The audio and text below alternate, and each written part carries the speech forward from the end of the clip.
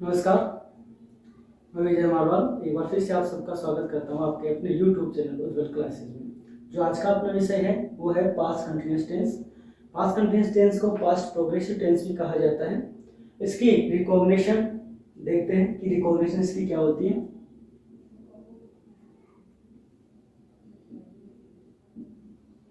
इसकी रिकॉग्निशन के अंदर क्रिया प्लस रहा था,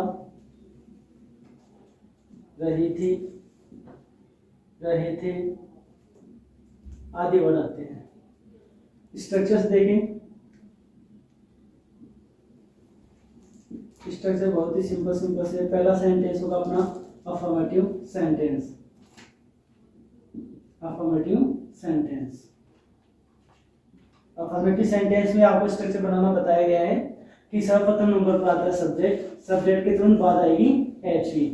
एचवी यहाँ पर होगी पास्ट कंटिन्यूअस टेंस की वॉज एंड वर्ब। और कंटिन्यूअस के लिए मैंने एक बार पहले बताया था कि कंटिन्यूअस के लिए हमेशा आपको MV4 फॉर्म का यूज करना है। तो कंटिन्यूअस के लिए MV4 फॉर्म आ गई।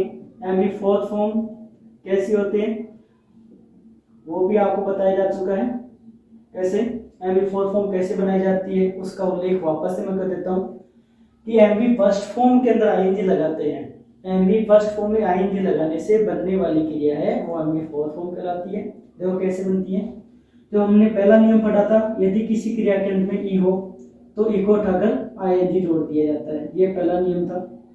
दूसरा नियम था, यदि किसी क्रिया के अंदर वाई हो तो वाई में बिना किसी परिवर्तन के ING जोड़ दो। ये दूसरा नियम था। तीसरा नियम था, यदि किसी क्रिया के अंत में आई ई हो तो आई ई को हटाना है और उसके साथ में क्या जोड़ना है ING। सॉरी, यदि किसी क्रिया के अंत में आई ई हो तो आई ई को वाई में बदलना है और क्रिया में जोड़ना है ING। ये था हमारा तीसरा नियम। चौथा नियम था, यदि किसी क्रिया के अंत में सिंगल कॉन्सोनेंट आ रहा हो तथा उससे पहले सिंगल वोवल आ रहा हो तो कॉन्सोनेंट को डबल करके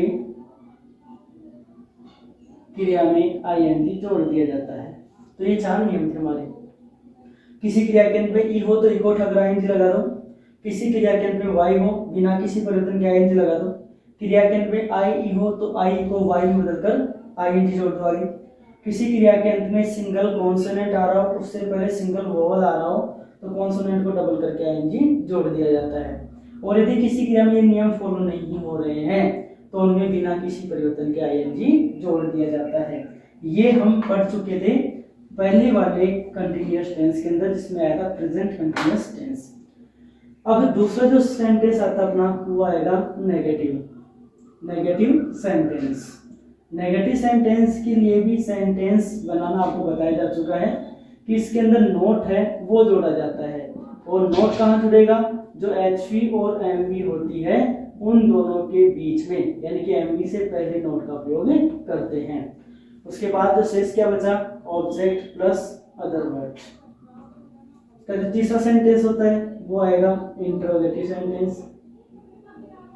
इंटरोगेटिव सेंटेंस की स्पेसिफिसिटी भी आपको बताई जा चुकी है कि इंटरोगेटिव जो सेंटेंस है वो दो प्रकार से बनते हैं, HV और WH वर्ड से। तो HV से इंटरोगेटिव सेंटेंस बनाया तो जो आपका अफर्मेटिव सेंटेंस है उसके अंदर HV को उठाकर पहले नंबर पर रख दो HV। फिर बाद में क्या बचा? शेष उतार दो उसको। Subject plus MV fourth form plus object plus other word plus sign of question mark. इसी को इंटरोगेटिव नेगेटिव के अंदर बदलना अपने को interrogative negative sentence. Interrogative negative sentence बदलने के लिए इंटरोगेटिव तो आपको पहले से दिया गया है, बस उसमें नोट और जोड़ देंगे तो नोट जोड़ने से बनने वाला सेंटेंस हो जाएगा इंटरोगेटिव नेगेटिव सेंटेंस।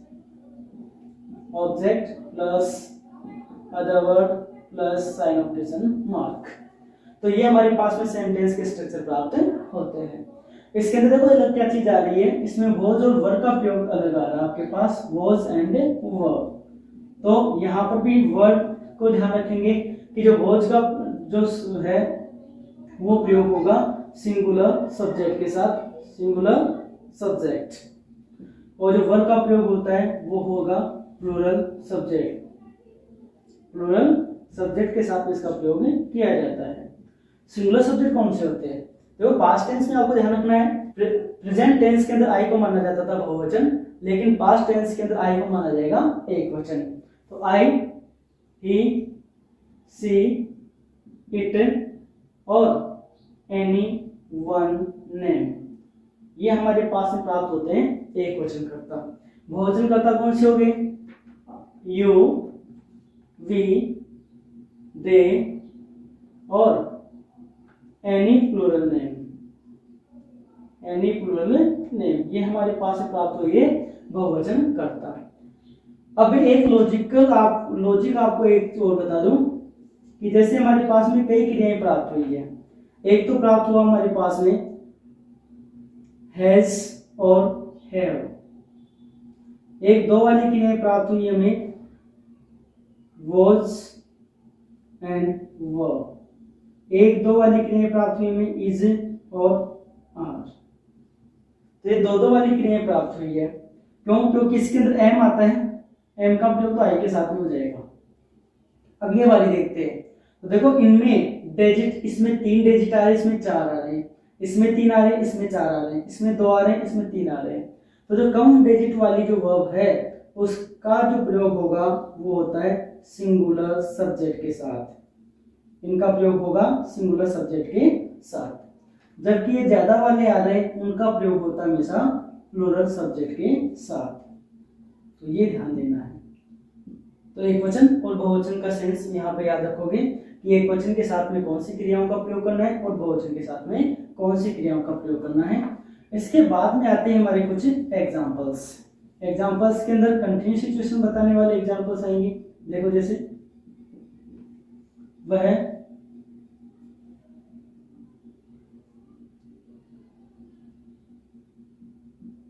कल टीवी देख रहा था। वह कल टीवी देख रहा था। तो ये वाला वाक्य है। तो वह तो हमारे पास में आ गया सब्जेक्ट, रहा था आर डब्ल्यू, देखना एम वी, टीवी ऑब्जेक्ट, कल यहाँ पर आ गई हमारे पास एडवर्ब। जैसे लास्ट वाली वीडियो में देखा था यस्टरडे जो वर्ड आया था वह ये एडवर्ब का कार्य कर रहा था। इसको टाइम वर्ड भी बोल सकते हैं। अब यहाँ पर देखो वह कल टीवी देख रहा था, इसकी इंग्लिश बनानी है, ये स्ट्रक्चर अप्लाई करना है। सब्जेक्ट के रूप में आ जाएगा ही, एच ही चाहिए, एच ही वोज और वर्ब में से यूज करना है। ही हमारे पास में एक वचन करता है, इसलिए क्या आ जाएगा वोज का प्रयोग हो जाएगा।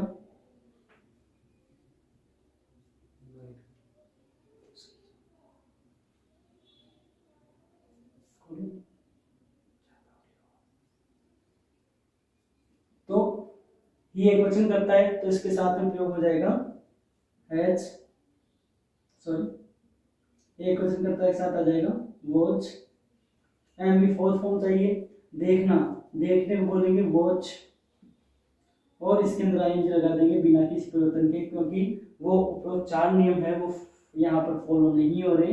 वॉचिंग दी टीवी, क्या बचा कल, कल को बोलते हैं यस्टरडे।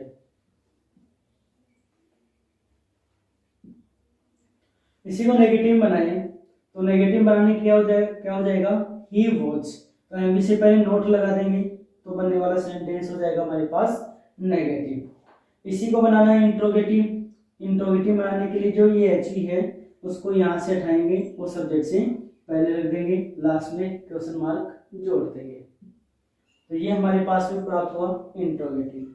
इसी को इंट्रोगेटिव नेगेटिव बनाना है तो इंट्रोगेटिव पहले से है, नोट और जोड़ दो, बनने वाला सेंटेंस हो गया इंट्रोगेटिव नेगेटिव। इसी प्रकार से एक एग्जांपल और लें।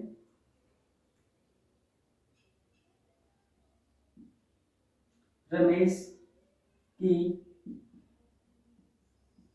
माताजी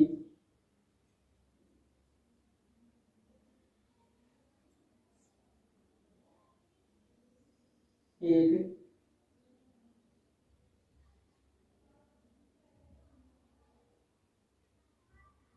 पुस्तक को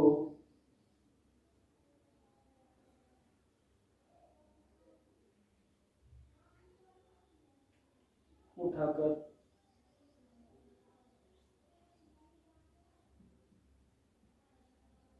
ले जा रही थी।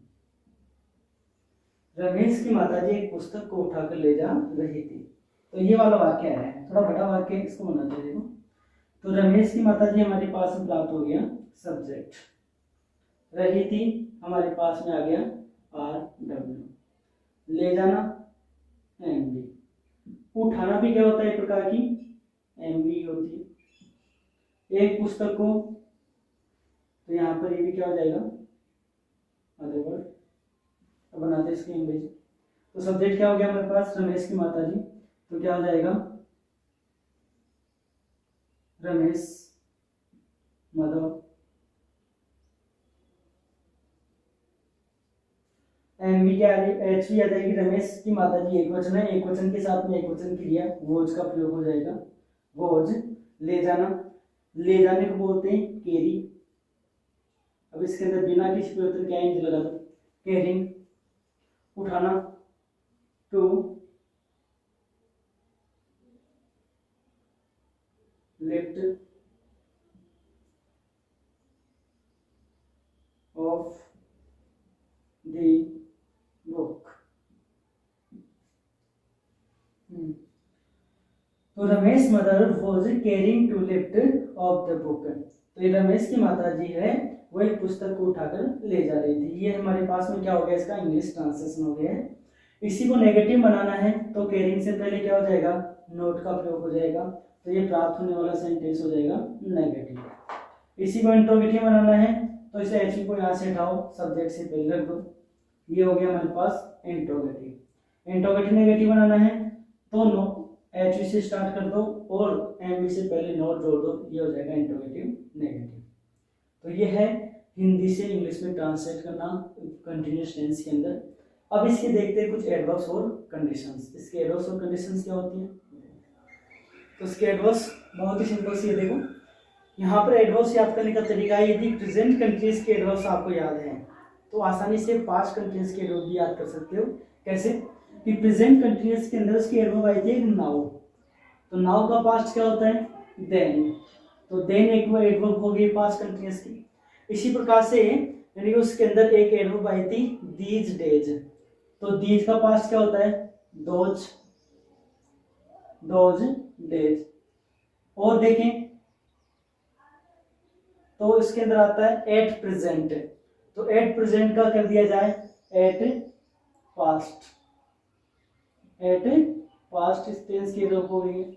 इसके अलावा यानी कि आपको कुछ एडवर्ब्स और दी गई थी जिसको भी अपन आसानी से सोल्व कर सकते हैं। जैसे उसमें आया था कि टुडे, प्रेजेंट कंटिन्यूअस के एडवर्ब्स के अंदर आया था टुडे, तो टुडे का पास्ट होता है दैट डे, तो दैट डे किसकी एडवर्ब हो गई यहाँ पर पास्ट कंटिन्यूअस टेंस की। इसके अलावा अगर आपको प्रेजेंट कंटिन्यूअस की एडवर्ब्स दी जाए, प्रेजेंट कंटिन्यूअस की एडवर्ब्स एडवर्ब दी जाए, उसके साथ में फिर क्या है past time word, past time word आपको दिया जाए तो उसके कारण बनने वाली जो एडवर्ब होगी वो होगी पास्ट कंटिन्यूअस टेंस की एडवर्ब। और इसके अंदर जो एडवर्ब और जोड़ी जाए तो जिसके अंदर आएगा at this time at this moment, तो दिस का पास्ट होता है दैट, तो उसके लिए क्या आ जाएगा एट दैट टाइम, और एट दिस मोमेंट का क्या हो जाएगा एट दैट मोमेंट। तो ये एडवर्ब्स किसकी होती है past simple tense, sorry past continuous tense की होती है। तो पास्ट कंटिन्यूअस टेंस की एडवर्ब क्या क्या है then, those days, at past, that day, at that time, at that moment. इसके अलावा प्रेजेंट कंटिन्यूअस के एडवर्ब्स के साथ पास्ट टाइम वर्ड दिया गया हो तो ये एडवर्ब भी किसकी हो जाएगी पास्ट कंटिन्यूअस टेंस की। इसके अलावा इसके अंदर कुछ कंडीशंस भी होती है, कंडीशंस भी देख ले फिर एग्जांपल कंडीशंस। कंडीशंस बहुत ही इंपॉर्टेंट है। देखो एक कंडीशन के अंदर क्या है कि यदि मान लो यदि दो वाक्य दिए गए हों, यदि दो वाक्य दिए गए हों जिनमें एक में कार्य पूर्ण हो चुका हो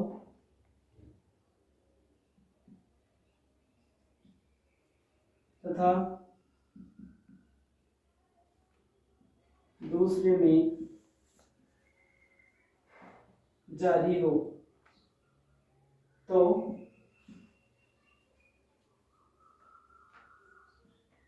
जिसमें कार्य पूर्ण हो चुका है उसे पास्ट सिंपल टेंस में तथा जिसमें जारी है उसे पास्ट कंटिन्यूअस टेंस में बनाते हैं। बहुत ही इंपॉर्टेंट, दो वाक्य दिए गए हों जिनमें एक में कार्य पूर्ण हो चुका हो जबकि दूसरे में जारी हो, तो जिसमें कार्य पूर्ण हो चुका है उसको बनाया जाएगा पास्ट सिंपल में, और जिसमें कार्य जारी है उसको बनाया जाएगा पास्ट कंटिन्यूअस में। जैसे एक एग्जांपल देखते हैं, when he arrived his home his mother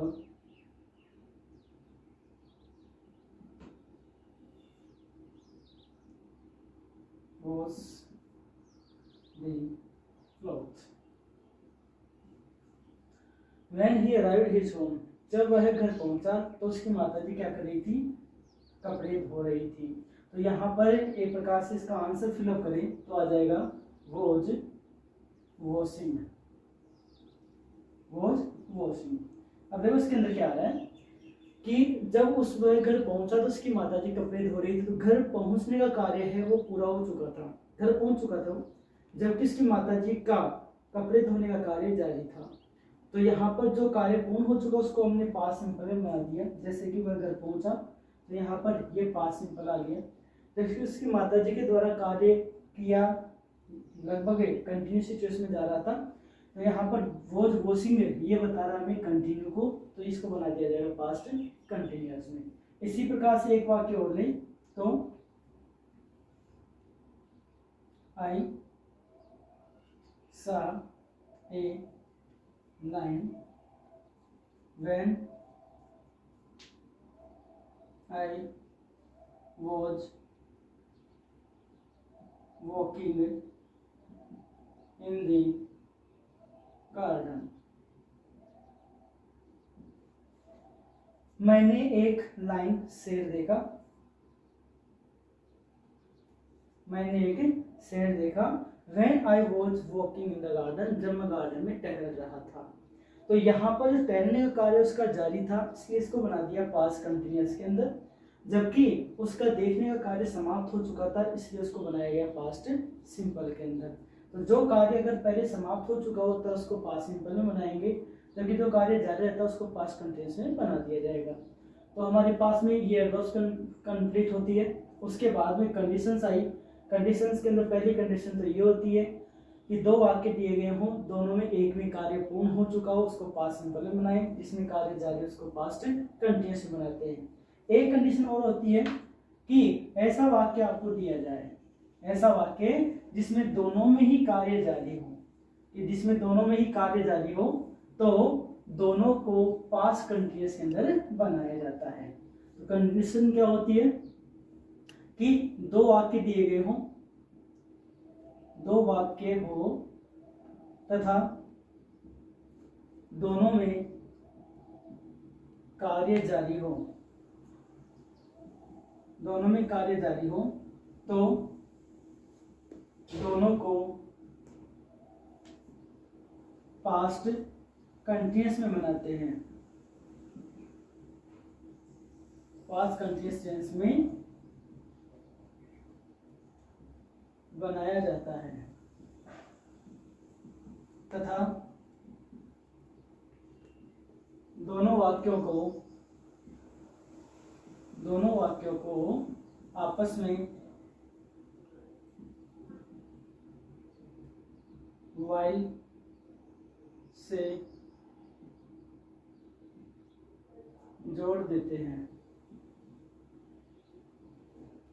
देखो एक कंडीशन आपको याद रखनी है कि while के बाद में चाहे आपको कोई सा भी सेंटेंस दिया गया हो, while हमेशा कंटिन्यूस सिचुएशन को ही बताएगा। जैसे मान लो कि आपको एक एग्जांपल दिया गया हो, इसका स्ट्रक्चर अपन ये भी बना सकते हैं, इसका स्ट्रक्चर बनाएं तो स्ट्रक्चर क्या हो जाएगा इसका, past continuous plus while plus past continuous.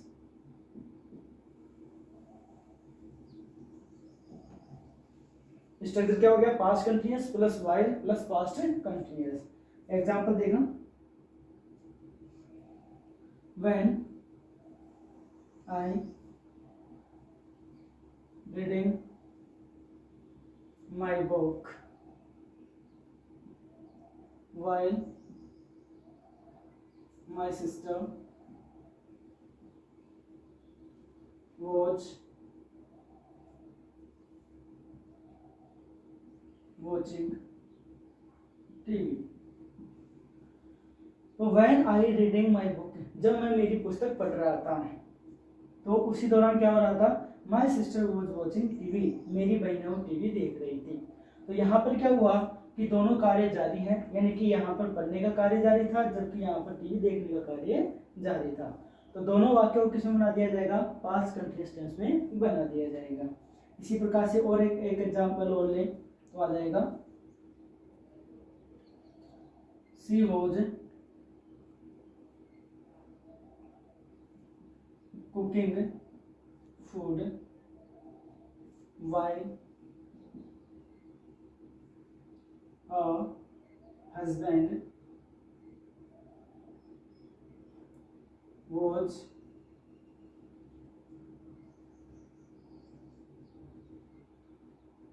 preparing his assignment। She was cooking food, वह खाना पका रही थी जबकि उसका पति है was preparing his assignment. Assignment का मतलब गृह कार्य या एक प्रकार से अन्य कोई प्रोजेक्ट वगैरह का कार्य है वो कर रहा था, तो वो प्रोजेक्ट या असाइनमेंट तैयार कर रहा था। तो यहाँ पर दोनों ही कार्य जारी हैं, इसलिए दोनों ही वाक्यों को बना दिया जाएगा पास्ट कंटिन्यूअस टेंस के अंदर। तो यहाँ पर पास्ट कंटिन्यूअस टेंस हमारा कंप्लीट होता है।